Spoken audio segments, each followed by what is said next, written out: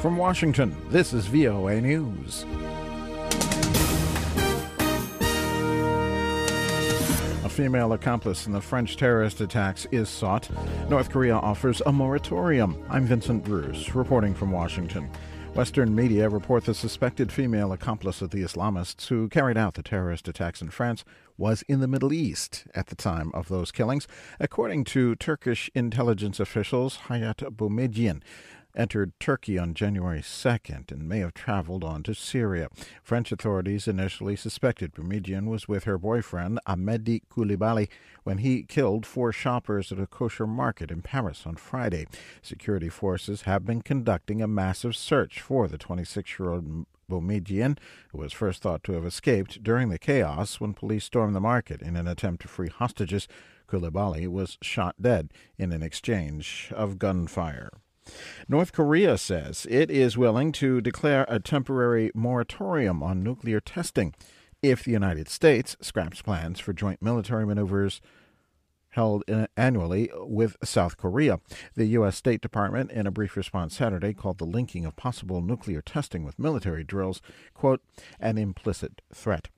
The U.S. State Department has issued a global travel warning for American citizens after recent terrorist attacks by Islamic militants.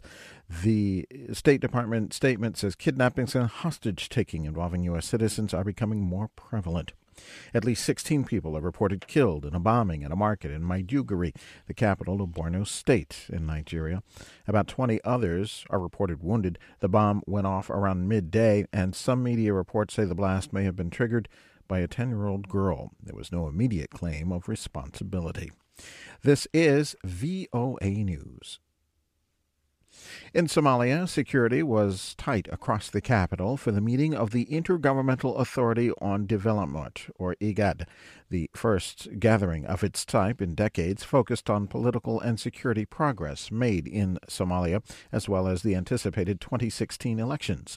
For VOA, Abdulaziz Bilo has more from Mogadishu. The meeting in Mogadishu, the first of its kind in Somalia since 1991, brought together foreign ministers from Kenya, Uganda, Sudan, Djibouti, Somalia, Ethiopia, and South Sudan.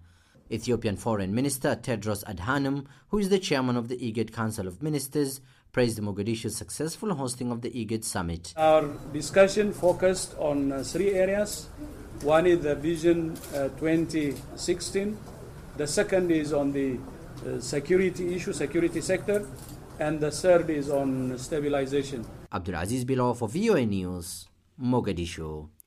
U.S. Secretary of State John Kerry is on a trip to South Asia and Europe. After a brief stop in Munich, Germany, for talks with the Sultan of Oman, Kerry will travel to India to attend the vibrant Gujarat Investment Summit hosted by Indian Prime Minister Narendra Modi. State Department spokeswoman Jen Psaki says Kerry will hold separate meetings with Indian and American CEOs attending the summit. The tail section of the Air Asia plane that crashed into the Java Sea was raised from beneath the surface Saturday. However, Indonesian investigators did not find the black box recorders inside. Searchers detected ping signals from the black boxes of Flight 8501 on Friday, but officials said the boxes seemed to be separated from the tail section. U.S. President Barack Obama says 2014 was a breakthrough year for America, and he has the evidence to back that up. The president said in his weekly address Saturday that 2014 was the strongest year for job growth since the 1990s, with unemployment falling faster than it has in 3 decades. Making his weekly address from Pellissippi State Community College in Tennessee, Mr. Obama said the Affordable Care Act was one of the positives of the past year. Thanks to the Affordable Care Act, about 10 million Americans have gained health insurance in the past year alone. We've cut our deficits by about 2/3. And after 13 long years, our war in Afghanistan has come to a responsible end, and more of our brave troops have come home. In Tennessee, Mr. Obama unveiled his new plan to make 2 years of community college free for every responsible student.